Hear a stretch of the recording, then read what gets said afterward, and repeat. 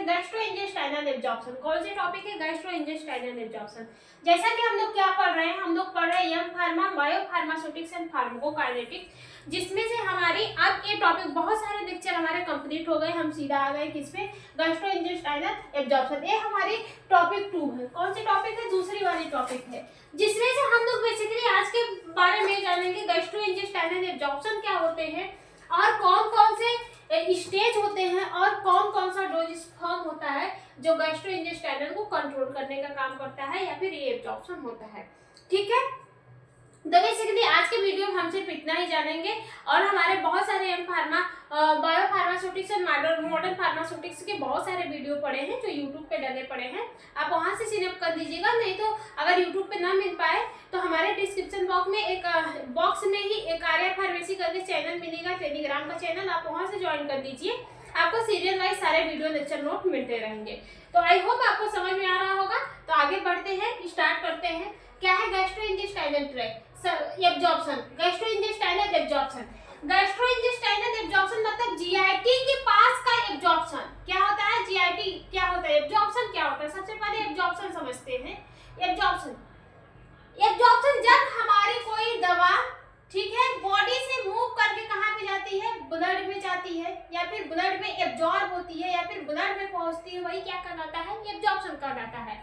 तो यहाँ पे जो गैस्ट्रोइंटेस्टाइनल एब्जॉर्प्शन है, इसका मतलब होता है कि गैस्ट्रोइंटेस्टाइनल से दवा हमारी कहाँ पे पहुंच रही है? ब्लड में पहुंच रही है, और इसी को क्या कहते हैं? गैस्ट्रोइंटेस्टाइनल एब्जॉर्प्शन कहते हैं। ठीक है, gastrointestinal absorption refer to the movement of a drug from the GIT tract into the systemic circulation. Gastrointestinal एक टाइप का ऐसा एब्जॉर्प्शन होता है जो रिफर करता है कि जो दवा होती है वो हमारे गैस्ट्रोइंटेस्टाइनल ट्रैक्ट से मूव करके कहाँ पे पहुंचती है? सिस्टमिक सर्कुलेशन में पहुंचती है।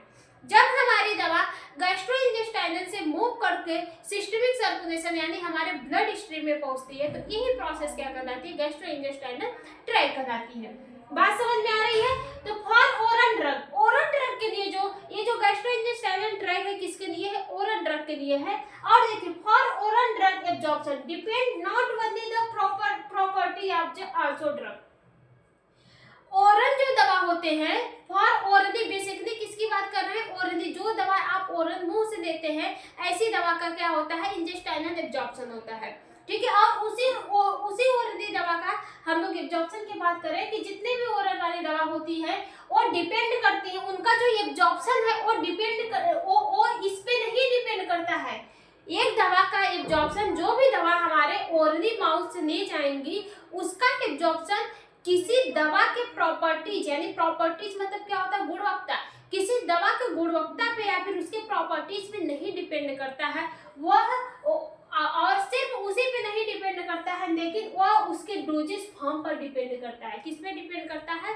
उसके डोजेस फॉर्म डिजाइनिंग पे डिपेंड करता है। क्यों? कि वो दवा हमारी सॉलिड है, कि वो दवा हमारी लिक्विड है, कि वो दवा हमारे सस्पेंशन है, कि इमल्शन है, इस बेस पे डिसाइड करता है, ना कि एक दवा की क्वालिटी पर या फिर उसके प्रॉपर्टीज पर। ठीक है, आई होप आपको समझ में आ रहा होगा। तो गैस्ट्रोइंटेस्टाइनल एब्जॉर्प्शन क्या होते हैं? जब कोई दवा हमारे जीआईटी ट्रैक्ट से, जब कोई दवा हमारे जीआईटी ट्रैक्ट से मूव करते हुए हमारे ब्लड में पहुंचती है, तो यही प्रोसेस क्या कहलाती है? गैस्ट्रोइंटेस्टाइनल एब्जॉर्प्शन कहलाती है। लेकिन हर जितनी भी ओरली दवा होती है उसका गैस्ट्रोइंटेस्टाइनल एब्जॉर्प्शन दवा के प्रॉपर्टीज पे डिपेंड नहीं करता है, लेकिन उसके फार्मुलेशन पे डिपेंड करता है या फिर डोजेस फॉर्म डिजाइन पे डिपेंड करता है।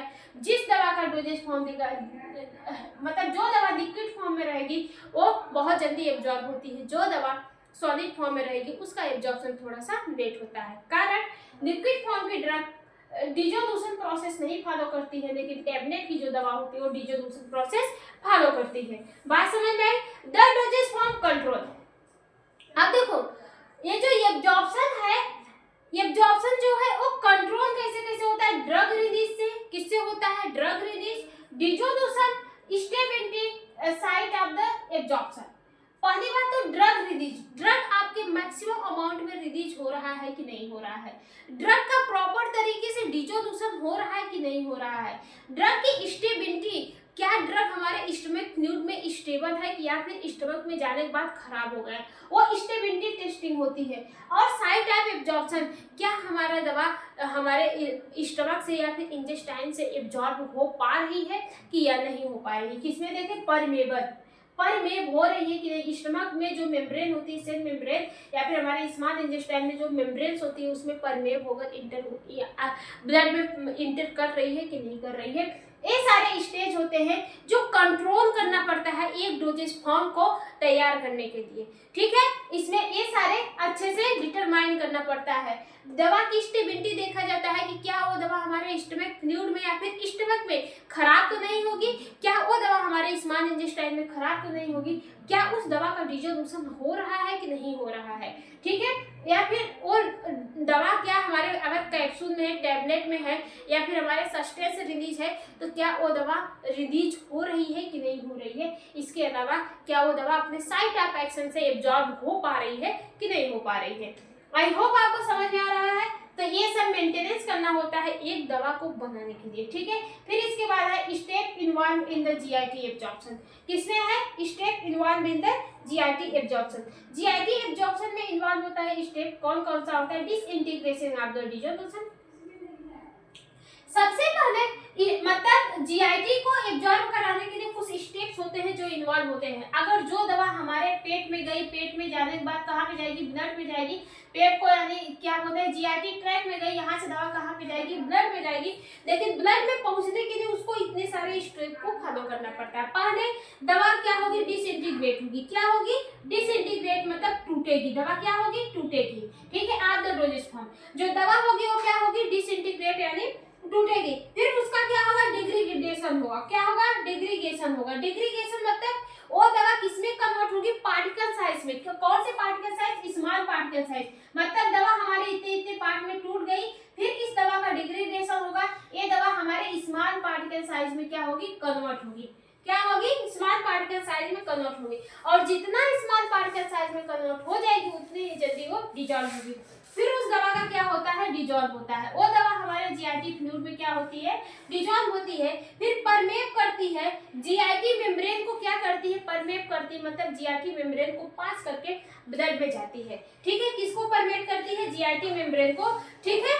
For solid doses form dissolution is after the rate limiting step.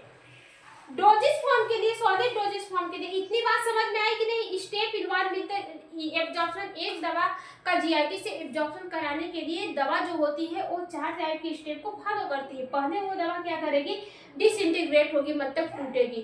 फिर उस दवा का एग्रीगेशन होगा, मतलब वो दवा टूटने के बाद भी वो छोटे छोटे पार्टिकल्स में कन्वर्ट होगी। फिर वो दवा जीआईटी फ्लूइड में क्या होगी, डिजॉल्व होगी। डिजॉल्व होने के बाद जीआईटी मेम्ब्रेन से वो दवा क्रॉस करके आपके ब्लड में जाएगी, ठीक है। तो जितने भी सॉलिड डोजेस फॉर्म होते हैं उसके लिए रेट लिमिटिंग होता है, क्या sir, dissolution rate. I hope आपको समझ में आया होगा। बाकी जिन किसी को भी नहीं समझ में आया वो कमेंट करके पूछ सकता है, मैं रिप्लाई देने की पूरी कोशिश करूंगी। आज के लिए इतना ही, फिर मिलते हैं नेक्स्ट वीडियो में।